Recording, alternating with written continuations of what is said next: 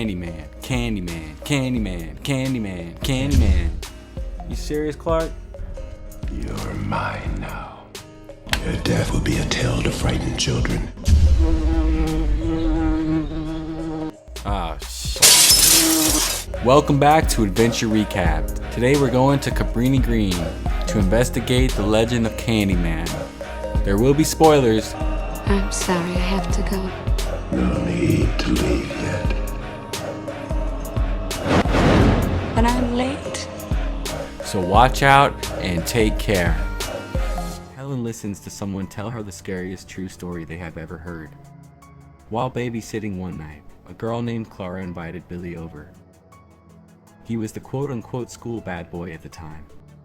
She took him upstairs and into the bathroom, where she told him the legend of Candyman. How the guy has a hook jammed into the bloodied stump that is his hand. How if you say his name 5 times whilst looking in the mirror, he will appear behind you, breathing down your neck. While touching her from behind, with his and her eyes pressed to the mirror, Billy repeated Candyman's name. Candyman, Candyman, Candyman, Candyman. He stopped after the 4th time, which according to Clara, everybody does. For whatever reason, she told him to go downstairs and wait for her, that she had a surprise for him. So he went, and he waited. And Clara looked at herself in the mirror, and said Candyman's name that 5th and final time.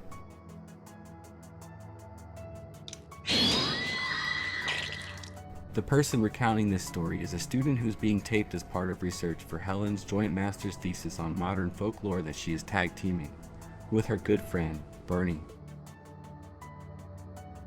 Helen casually enters her husband Trevor's classroom and takes a seat near the back while he concludes a lecture on the same subject matter Helen and Bernie are doing their thesis on.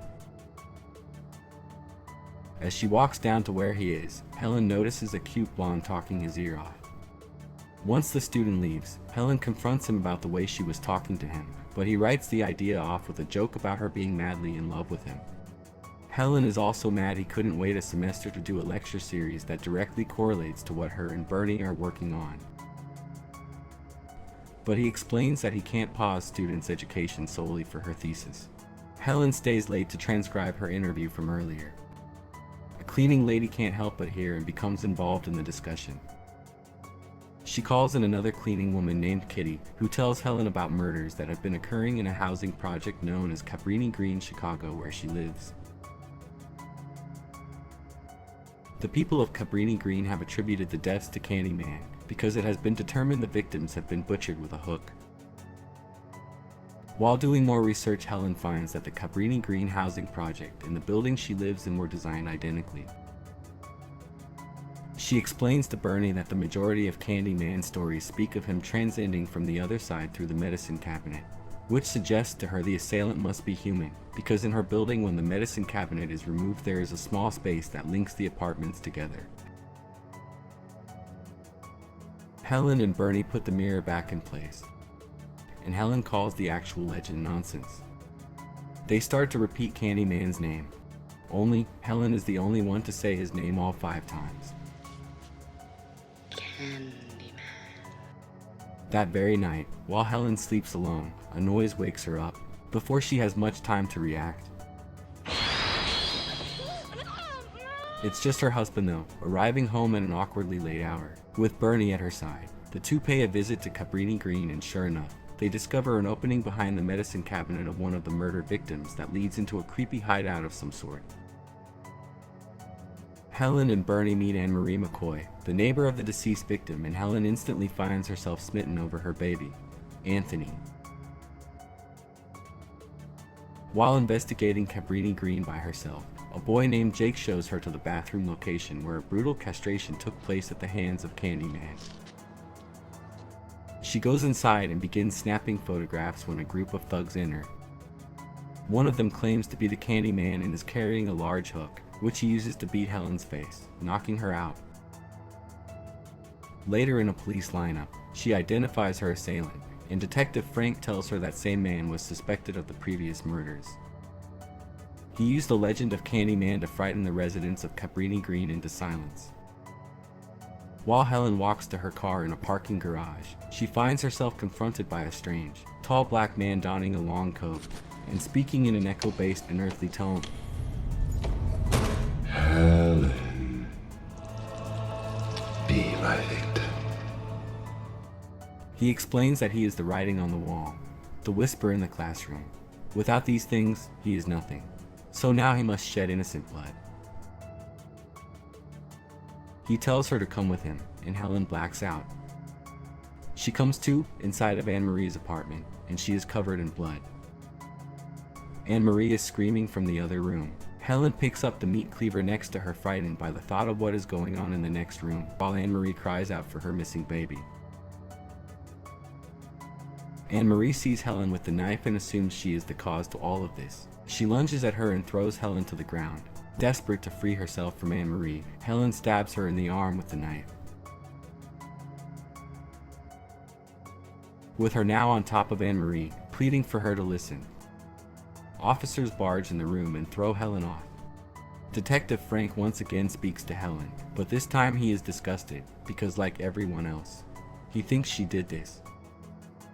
In her one phone call, she attempts to call Trevor, but shockingly, he isn't home even though it is 3 a.m. The following day, Trevor comes for Helen and takes her home. The Candyman reemerges through Helen's meditation. He tells her that she belongs to him, that she could be immortal. Though paralyzed with fear, Helen hears Bernie knocking on the door with flowers. When she enters, Candyman kills her. Helen blacks out. This time when she comes to Trevor, enters to find blood everywhere, and her with a knife. Helen sits across from Dr. Burke in a mental health facility where she learns that she has been there for a month under heavy sedation.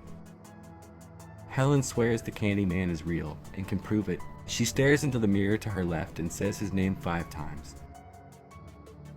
Dr. Burke waits, but nothing happens. With his hook, he slashes her hands free, then flies out of the window. Left with no choice, Helen is forced to flee out of the window as well. Helen goes home to her apartment and is shocked to discover that Trevor has moved his young student in, and they are redecorating the apartment. They are scared out of their minds when they see Helen, as she has been accused of awful crimes. She tells Trevor he was all she had left in the world, and then she leaves. With nowhere else to go, Helen returns to Cabrini Green and enters that hideout where she finds Candyman asleep. She tries to kill him, but he wakes up and commands her to surrender. He opens his mouth to kiss her and bees swarm out. Helen finds herself alone, outside and holding the hook. She hears the missing baby crying from within a large pile of scrap wood and garbage that the residents of Cabrini Green intend to burn. She goes into the pile in search of the baby, when Jake sees her scrambling around with a hook in her hand. Confusing her for Candyman, Jake alerts the residents and together they go out with gasoline and torches to burn Candyman alive. Helen reaches the baby. Candyman shows up and holds onto her. He encourages her to stay with him. Helen sees a burning wooden stake and impales him with it. Now freed, she is able to grab the baby and crawl out of the fire to hand him off completely fine. Badly burned though, Helen dies. At her funeral, Trevor is shocked when all of Cabrini Green congregate to mourn her loss, headed by Anne-Marie and Jake.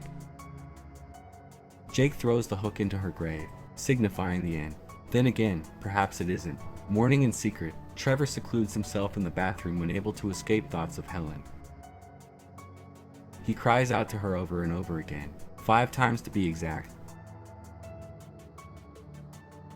That cute blonde student of his who he moved into his apartment walks over to the bathroom to check on him.